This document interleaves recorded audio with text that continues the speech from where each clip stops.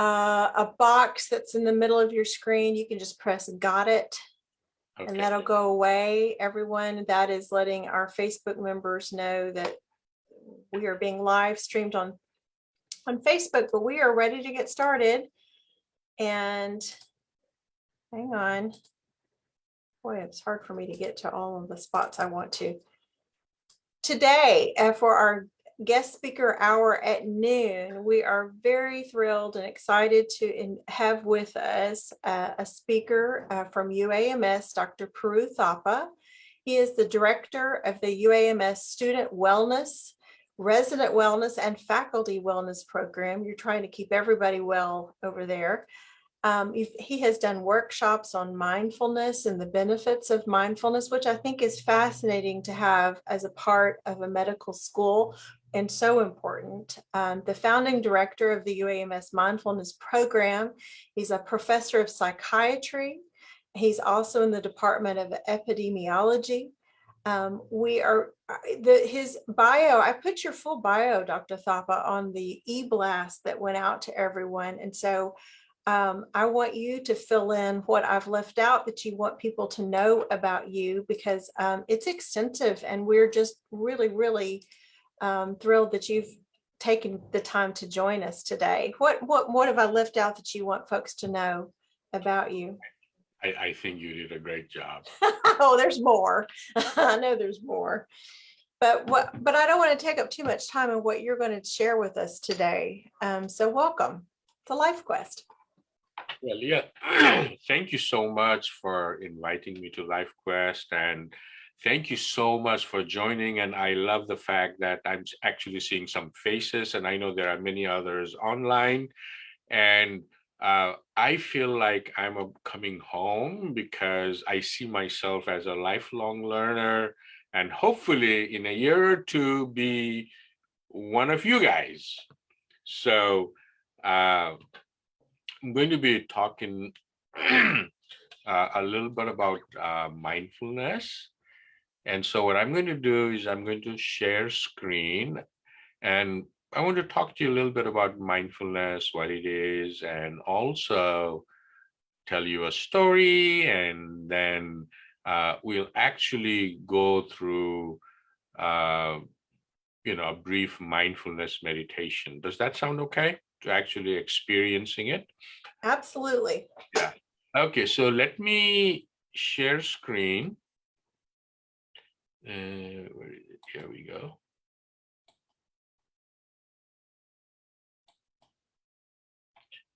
Can you see the screen? Yes? Yes, full size, yes. All right. So mindful or mindful, okay? So this is just the objectives, and that's fine. If you can sit quietly after difficult news, if in financial downturns you remain perfectly calm, if you can see your neighbors travel to fantastic places without a twinge of jealousy, if you can happily eat whatever is put on your plate, if you can fall asleep after a day of running around without a drink or a pill, if you can always find contentment just where you are, you're probably a dog. That was not expected. So this is a quote from, I love this, from Jack Kornfield. He's a big mindfulness, teacher and guru. And this is little Max, whom we, lost about a month ago, my grandpuppy. So let's now move on to Kung Fu Panda, okay? From dog to Kung Fu Panda. Again, since you're all on screen, I don't know how many of you have seen Kung Fu Panda. Okay, Janet says she has.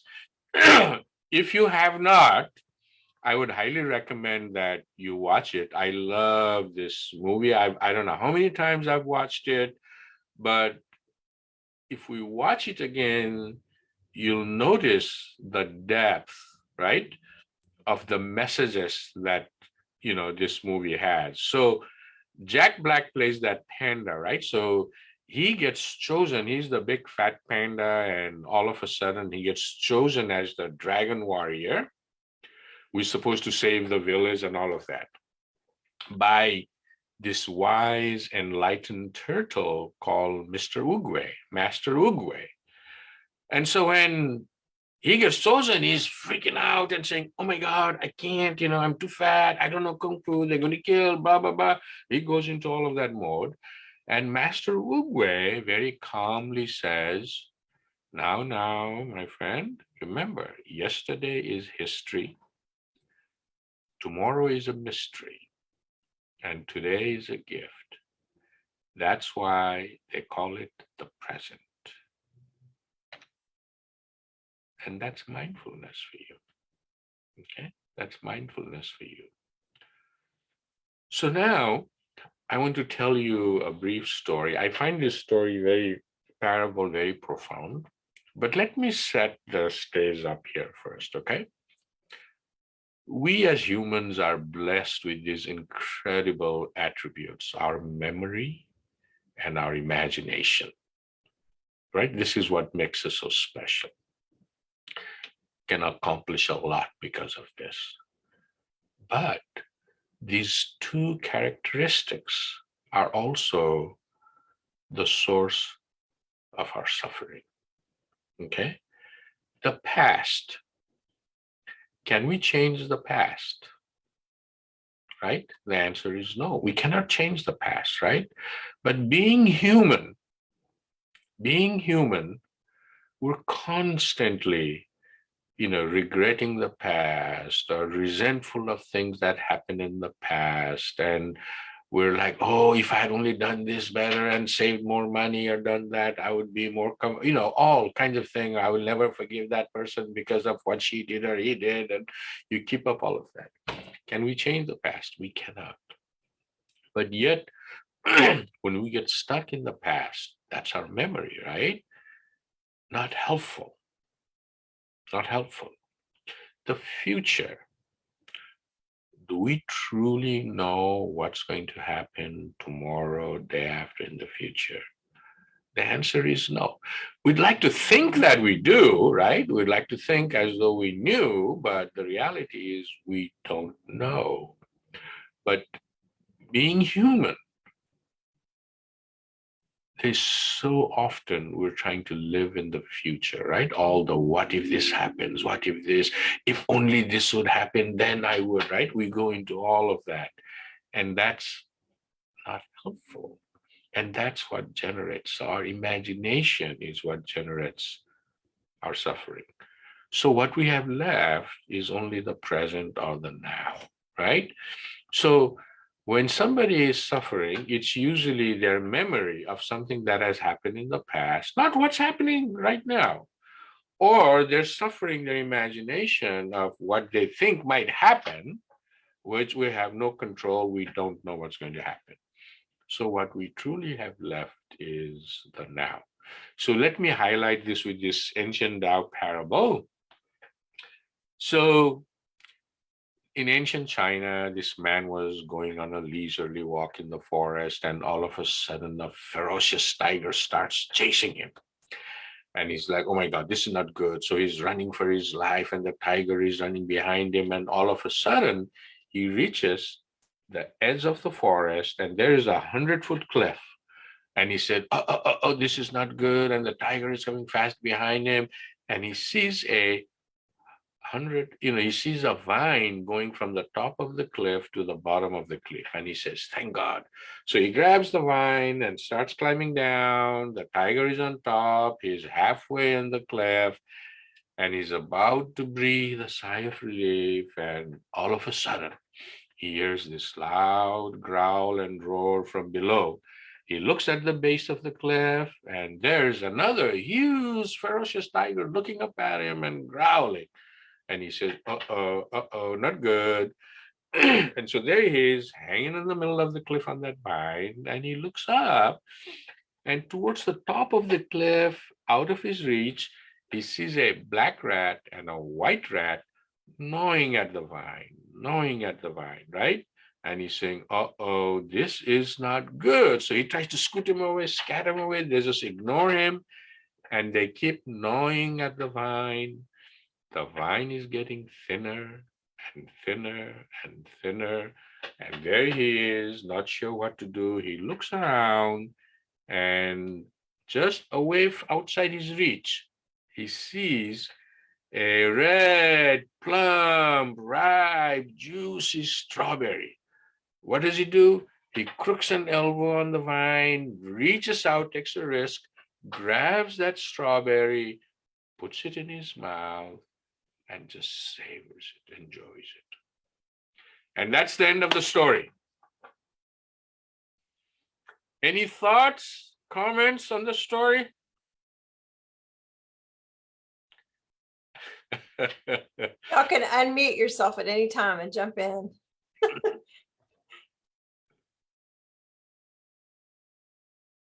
Okay, keep going. And enjoy the now, because that's all you've got. Ah, wonderful. So, Janet, absolutely. I've been telling this story for many, many years, okay, to young medical students, residents, and whenever I talk about mindfulness, some of them, like Janet, get it, right? But most of them, especially the youngsters, are like, oh no, what happens? Does he die? It feels like an incomplete story, right? And so for those of you who may not have thought of what Janet said, remember what I told you before, the past we don't control, we can't, right? The future, we don't know what's going to happen. So the point is, does he die? The answer is, we don't know, right? You know, it's possible that the vine broke, he fell down, he died. That's possible. But it's equally possible that in the nick of time, some hunters came to the foot of the cliff and chased the tiger away, and he was able to climb down and be saved. The point is, we don't know. But the way I was telling you the story, most of us in our mind, and this is what happens, we feel so certain, I know this is going to happen. How can it not happen, right? We get so caught up into the future, not allowing ourselves. And again, this is where the suffering comes from. So what we have left, folks, remember, all that we have is the strawberry, right? That's what we have. So it's really important for us to keep that in mind. So the vine is the passage of time. The black rat and white rat are day and night. And no matter what happens, right? We'll all eventually be Life Quest members, and eventually we'll all, die. Which one of us is not going to die at some point in the future, right? So the cliff above is the past. If you get too caught up in the past, the tiger of the past will devour you, like people who can't let go of the past. Or if the cliff below is the future, and if you get too caught up in the future, then the tiger of the future will devour the severe anxieties and worries. Think about it. When you're worrying, it's not about what's happening to you this very minute. It's what you think might happen, right? The what ifs. So just remember, we only have the strawberry. So now you guys are saying, okay, Thapa, we get it, be in the moment. Well, how do I do that, right? And that's what we're talking about, mindfulness, to cultivate that of being in the moment.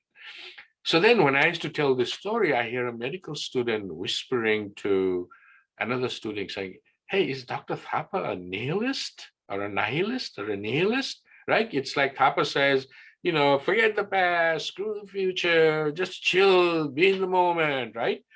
And the answer is no. We need to learn from the past. We have to plan for the future, right? Again, we have to live our life. The message is learning to be more in the present and not getting caught up, right? Too much into the future or the past. So what is mindfulness?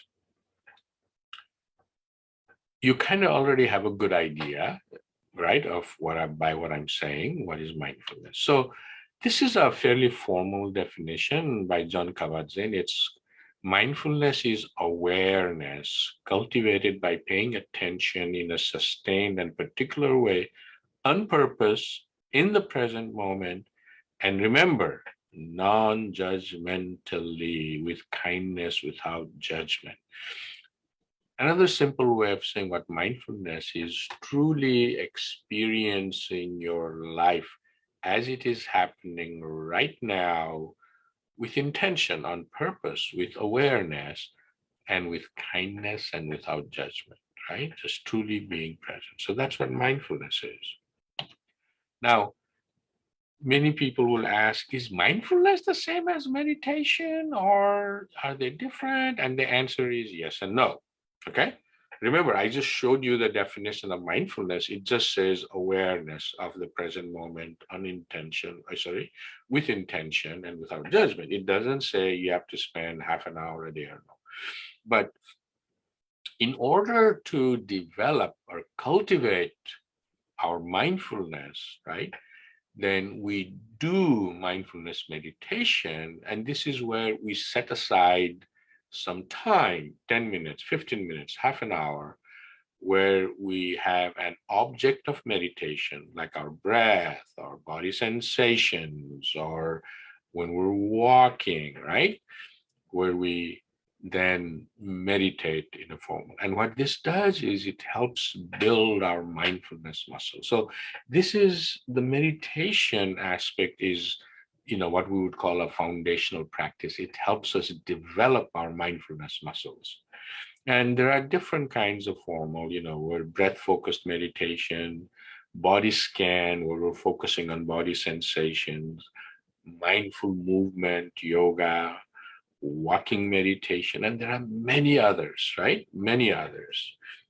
Now, that's the formal, that's the meditation part. But mindfulness, at the end of the day, what we're trying to do is learn to be present and aware with our life moment to moment as it is happening. So truly experiencing your life, right? With curiosity and acceptance. And this is where we apply this mindfulness of being aware to any of our day-to-day activities, like eating. For example, this morning, I don't know if you guys had lunch already, but when you're having breakfast, how many of you just sat there, took one spoonful of cereal in your mouth, just chewed it and savored it and swallowed it, and then took the second spoonful, versus we're gulping stuff, watching TV, reading the paper or Facebook or Instagram, right? Mindless eating. So being mindful, formal, right? Mindful eating is being present, truly appreciating what it is that you're eating, changing your relationship with food. When you're walking, cooking, showering, for example, when we're showering, this morning, right? There we were, another shower. So we're doing all of that. Our body was there, but where was our mind, right? Oh, I've got this retreat today. We've got this speaker, I hate this. I don't like that, right? And you have no clue as to what's exactly happening to your body. And so mindful showering, right? And you can just have brief moments of mindfulness multiple times during the day. Again, being aware and present. All right. So that kind of gives you an idea of, where, what mindfulness is. So I think it's time for us to actually go through a mindfulness meditations right now. Okay. You guys ready for that? Okay. So what we'll do is I'm going to guide you. Okay. I'm going to guide you. And and we'll start with just different aspect of the meditation, but the main focus will be on our watching our breath or breath awareness, but we'll do other aspects of it as well. Okay. Now, here's something I want you to remember. Okay. As long as we're alive, our mind will keep producing thoughts. Anybody disagree with that? It will, right? So when we're doing this meditation, mindfulness session, please remember that the practice or the objective is not to shut our mind down or stop the thoughts, right? What we want to do is simply observe, notice the thoughts that arise, don't judge it, and then come back to the object of your meditation, your breath or body sensation, okay? And then your mind will wander off again. So be it. Notice, just bring it back. And paradoxically, the more you do that, you will find that the mind settles down, but not by trying to shut it down and saying, dang it, Thapa is trying to get me to calm down and my mind is wandering all over the place. No, we just observe. If your mind is busy, observe and notice that it's busy, right? But don't judge, don't react, and then just come back to your breath. Okay, so let's get started. You guys ready? So Yes. let's get into our meditative posture with both feet on the floor and our back and neck in an upright, dignified posture. But please respect your body and find a position that's comfortable for you. And lay your hands gently on your lap or clasp it gently. And then softly close your eyes.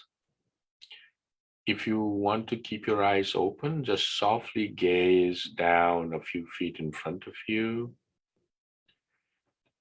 And then let's start by bringing our awareness to our body, this present moment experience, by focusing on our feet, noticing the sensation of our feet, the firmness of the floor or the carpet, noticing the sensations of the socks or stockings if you're wearing one on your feet, any sensation of warmth or cold or moistness, just noticing that. Then shift your awareness to your body where it makes contact with a chair or sofa. Just noticing the sensations that arise. Sensation of pressure, the sensation of your dress or trousers on your skin, any tingling or numbing sensations, sensation of warmth or cold. And now shift your awareness to your breath as you breathe in and as you breathe out. Just allow your breath to be your breath, simply following its natural rhythm. There's no need to go faster or slower. And just find the area where you can best feel the sensations of the breath, perhaps as the air is entering your nostrils, or the back of your throat, or the soft rising and falling of your chest or belly. And just fully immerse your awareness in the sensation of the breath and truly allow yourself with awareness to occupy this moment, moment to moment to moment. If you notice that your mind has wandered, or there are thoughts or feelings that arise, that's okay. Our job is to simply notice, and with kindness and without judgment, just bring your awareness back to your breath. Your breath will always be there. Just allowing, resting with awareness on the sensation of your breath in this timeless moment, this priceless moment, reminding ourselves that life moves forward moment to moment to moment. Since you guys have been in class for much of the morning, you might be feeling a little tired. So just allow the muscles of your forehead to relax. Soften your eyes. Relax your jaws. Allow your shoulders and the back of your neck to relax and soften. Just allow your body to sink into the chair with a gentle tug of gravity, appreciating its support. We don't have to do anything. We're not trying to accomplish anything. We don't have to go anywhere. We're simply being in this moment, right here, with our hearts and mind open with curiosity, with kindness, without judgment, to whatever arises in this moment. Just welcoming it.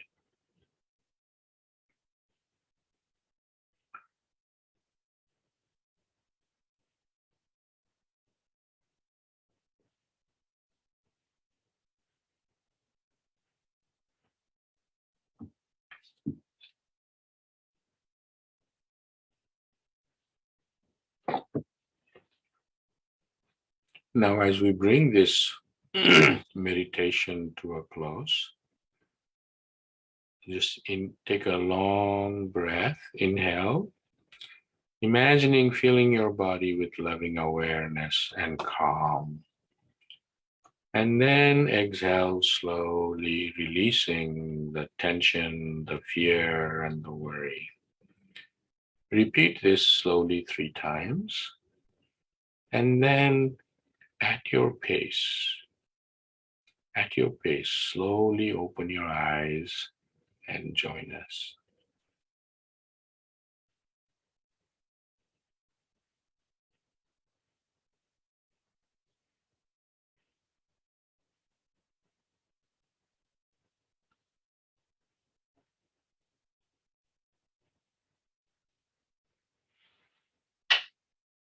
Well, thank you very much for joining me in this. Does anybody want to share what this experience was like?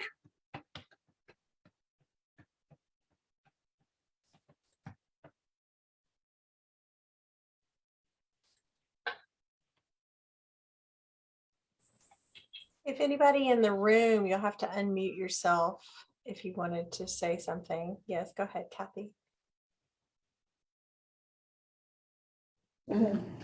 Okay, I was just gonna say, for me, Dent Gitchell, I think you probably know who he is, did a compassion cultivation training here at Life Quest. And this reminded me a lot of what he taught us. Absolutely. Yes, in fact, and I'll be showing that in the next slide. Mindfulness tradition comes from the Buddhist tradition, 2,600 years ago, where it was meant to alleviate suffering and cultivate compassion. And so that's the other wing of mindfulness. And just think about it. If we are being, being in the present, in the moment, to whatever is arising without judgment, with kindness, right? So one of the natural outcome of that is going to be compassion. Now, when we say compassion cultivation, there are different programs where there is a little shift and emphasis. There is another meditation, for example, called loving kindness meditation, which is meant to, cultivate more loving kindness or compassion. And there are other different approaches, But underneath all, it's mindfulness, right? You're employing mindfulness with that. Thank you for sharing. Okay, so one other thing that I want to emphasize that's really important about mindfulness is the concept of acceptance, right? In life, there is always going to be stressors, something or the other that's going to stress us. And that can cause pain. But how we respond to it is what determines whether we go into distress or suffering. And that's the key point, is how we respond. What life throws at us, we don't have control over. How we respond, we have some control over. And what the concept of acceptance says is, if we can learn to be present, right? That space of whatever is showing up. If something has happened, you've lost a loved one and you're feeling sad, our human tendency is, no, I shouldn't be feeling. It's been 2 months. I need to be feeling better. I need to control myself, right? So if you resist it, then that's when your suffering will increase. But if you're able to say, yes, I know I am sad. This is not where I'd want to be, but this belongs right now. And if we have that concept of acceptance, then yes, it will still be painful, but you will not go into the distress or suffering. Our mind is what causes that, right? So our thoughts, not our circumstances, create most of our stress. And I cannot overemphasize, the importance of this.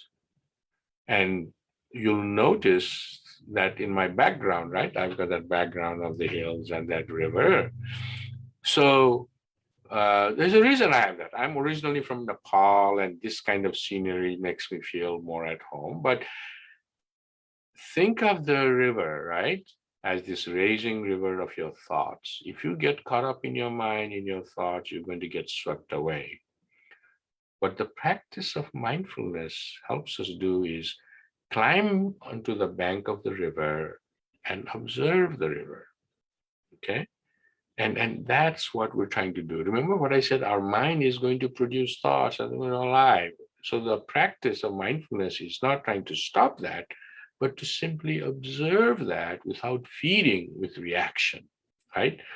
So, yes, here it is. So we're not trying to stop our thoughts, we're simply changing our relationship to them. Now, I hear many times students, and especially youngsters, oh, Dr. Thapa, I can't sit still out there, and my mind wanders, this is not something for me. And the answer is, you're right, you can't do that right now, but mindfulness is a skill. What does that mean? It means if you practice, you will get better at it. So it's a skill. The other thing, mindfulness is not a destination. It's not like, okay, I'm going to do mindfulness for 4 weeks and after that I'm going to be at peace and life will be okay. No, mindfulness is not a destination. It's simply about living and accepting your life in this moment with kindness, simply being. So now I do want to quickly mention that all that I'm saying is not some new age mumbo jumbo kind of a thing. It turns out that we have a lot of good abundance of scientific evidence supporting the beneficial effects of the practice of mindfulness meditation. Okay. So I just mentioned to you that mindfulness, right? The origin is from Buddhist tradition, meant to alleviate suffering and cultivate compassion. However, the way mindfulness is practiced now, like what we did and all, is a secular practice. It's not part of the Buddhist doctrine, if you will, okay? So this man, his name was John Kabat-Zinn. In 1979, he was a big, mindfulness person very interested in mindfulness practice. So he came up with what is called the Mindfulness-Based Stress Reduction Program. And it was at that time, like it's an 8-week program. This is still the gold standard program for teaching and learning about mindfulness. And so what he did was in 1979, in the University of Massachusetts Medical Center, he recruited 51 patients with severe chronic pain who had not responded to modern medicine at the time. And he offered them the MBSR program for 8 weeks. At that time, it was 10 weeks, offered it to them. And he found, what he demonstrated was that 50% of these individuals, who had failed modern medicine reported, over 50% improvement in their pain, also in their mood, right? This was the first published study of the benefits of mindfulness meditation in a medical journal. First one, right?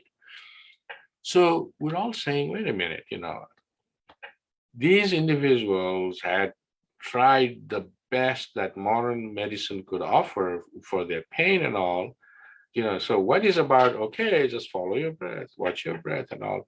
How is that going to help that, right? And this goes back to the concept of acceptance that I was emphasizing to you. Anybody who has experienced chronic pain, or any chronic pain physician or provider will tell you that there are two major components of pain. First is the biological basis of the pain, right? So if you've got a very severe degenerative disc and pinched spinal cord or nerves, you're going to have pain. That's bad enough. But the second component of pain is our emotional and psychological reaction. So the reason these individuals benefited from this mindfulness program was it helped them learn to be more with their pain, with kindness and acceptance, which then opened up. They didn't go into distress or suffering. So in 1982, John Kabat-Zinn published his first paper. 2020, there are over 9,000 journal articles talking about the benefits of mindfulness. Okay? So what I was teaching you is not anything like, that Thapa is saying, right? But it's based on very good scientific evidence, right? So now there's strong scientific evidence supporting as an adjunct treatment to traditional medical therapies like with cancer, MS, weight management, smoking cessation, chronic pain. It's a huge, practice in many of our evidence-based therapies and psychiatry. And also importantly, it really helps reduce stress and burnout in otherwise healthy population. It's a widespread secular practice, okay? So think about it, when you're focusing on your breath, this is not a Christian breath or a Muslim breath or a Hindu breath, it's a human breath. And the beauty of this approach is you can, if you are a person of faith, you can incorporate this practice into your own faith. And nowadays, you'll notice that this practice is, ubiquitous. You can find it almost anywhere. So why does mindfulness work? From a neurobiological perspective, the simplest way is that the concept of neuroplasticity, and there's been lots of evidence showing that through functional imaging studies. And what that is that what neuroplasticity says is that even at our age, any age, our brain cells and our brain circuitry continues to change based on our daily experiences. So if our daily experience, one of high stress and negativity, the parts of the brain, right, that support that get stronger and stronger. On the flip side, if your daily practice or your control is one of mindfulness, acceptance, positivity, then the parts of the brain that support well-being are the circuitry that gets, strengthened. So there is a strong biological basis of why mindfulness works. We're running out of time, so I'm going to move a little faster, and I'll be sharing the slides, so we should be okay. All right. So I want to talk to you about the UAMS Mindfulness Program. So please visit us. Basically, if you just Google mindfulness.uams.edu, you will see our site. Okay. And we've been very active, especially during the pandemic. And one of the things that we offer is free daily live mindfulness session online via Zoom. Every day, Monday through Friday at 12 noon. And it's open to everybody and it's free. So it's open to any one of you guys. All that you have to do is email UAMS Mindfulness Program at uams.edu. And if you do that and say you're interested, they will send you the Zoom link. We got Zoom bombed a couple of times at the beginning of the pandemic. I did too, and it's pretty, unpleasant. So it was after that we've kind of made sure that we want people to ask for it. And there are recorded sessions available. So this is a resource that any one of you can choose. It's free. And we would really invite you to do that, okay? Then we also offer Puru mindfulness. So this is a very good introductory course to mindfulness. It's one class, 75-minute class a week for 4 weeks. And you will get an app that comes with this, okay?